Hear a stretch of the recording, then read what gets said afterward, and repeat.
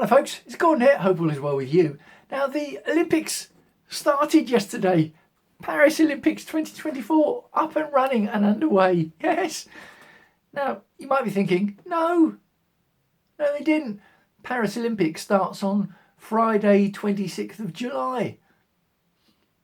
With France having taken the interesting decision to hold the opening ceremony outside on the River Seine, rather than inside the stadium. Now actually, you'd be right and you'd also be wrong at the same time, because the Olympic flame was lit yesterday in Greece. You are right that the opening ceremony is on Friday 26th of July, but the Olympics, the sports actually start, don't get me started on this, the sports start on Wednesday the 24th of July.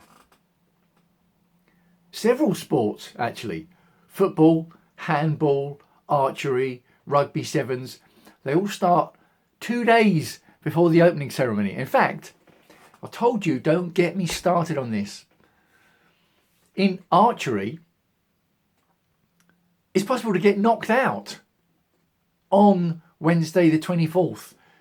So you could go to the opening ceremony where some numpty from the Olympic Committee says good luck to all the athletes, and you've already been knocked out. So if you hear someone shouting out bollocks anyway, then it's probably the person who got knocked out in archery 2 days before the opening ceremony. Oh, it drives me up the wall. But yeah, the Olympics, I don't know if you've ever heard me talk about it. I like my sport and I like the Olympics. I've been watching the Olympics best part of 50 years. I remember Montreal 1976, which was 48 years ago.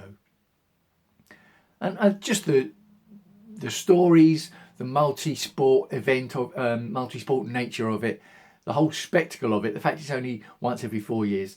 The Olympics, in fact, I was at an interview once to get on a sports journalism course, and they quite misunderstandably didn't allow me to go on the course. But anyway, when I was in the interview, the bloke said to me, "What's your favourite sport?" And I said, "The Olympics." And his eyes lit up, and I went on to, he said, "What do you mean?" And I went on to explain it, and he said, "Oh my God, to have someone sit here and give an answer that isn't football and then go on to explain an answer in the way you did is just music to my ears." So yeah, I like the Olympics. And the Olympic flame was lit yesterday in Greece. Big ceremony with, it's really interesting, dancers, actors, actresses dressed up in ancient costumes lighting the flame and giving chants in Greek about the tradition of the Greek flame. And they always used to wear long cream, I think white or cream dresses with a high waistline. They've still got the same design dress, but they've got grey stripes on them this year for some reason. And it is interesting in the last few Olympic cycles when the flame is being lit and they show the lighting ceremony live on streamed.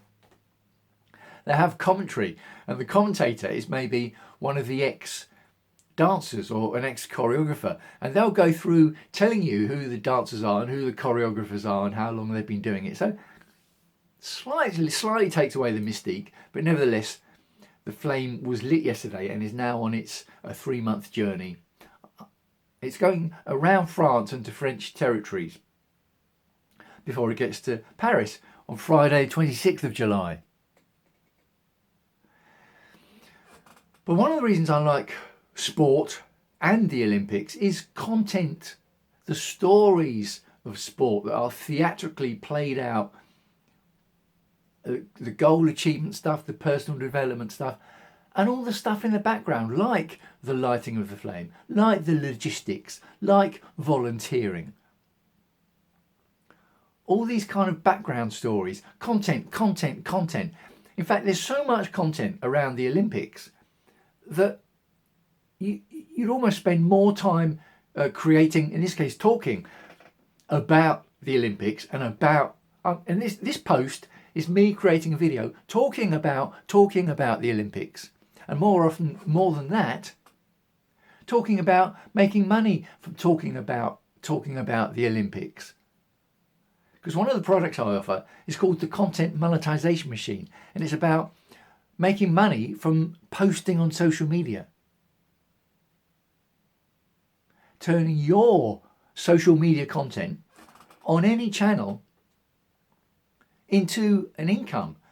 And it also works actually with other people's content, which is just so exciting. And I always get excited when I talk about the principle of it and my own training, because my training shows someone exactly how to do it, exactly what to sell, how much for, where to get it from, how to sell it, who to sell it to. Everything is all in there in my training, which you can go and see at thecontentmonetizationmachine.com, or you can just send me a message if you'd like to find out more. So, when it comes to the Olympics, do you watch the Olympics?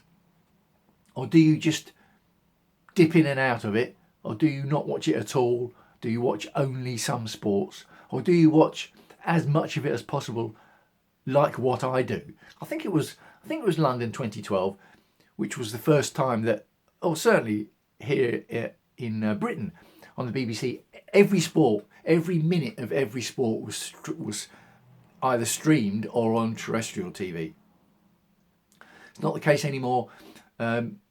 Disney own the rights to the Olympics, and the last Olympics, Discovery Plus.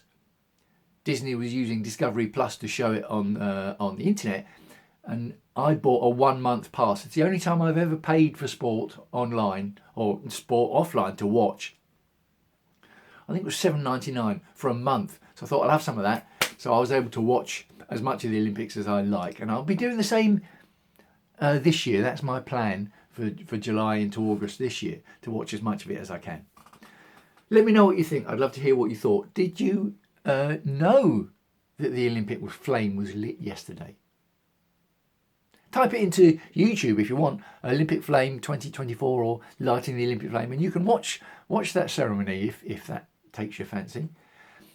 Let me know your thoughts. I'd love to hear your comments. Signing off for now. Wishing you as ever health and happiness, and I'll speak to you again soon.